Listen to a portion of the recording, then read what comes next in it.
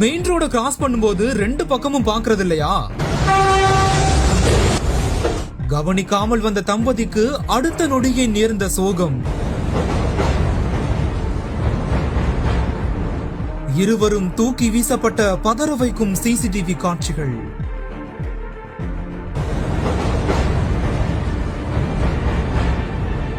ஹரியானா மாநிலத்தில் நடந்துள்ளதா கூறப்படும் இந்த ஒரு விபத்துல முக்கிய சாலை ஒன்றுல பேருந்து ஒன்று அதிவேகத்துல வந்து கொண்டு இருந்திருக்குது.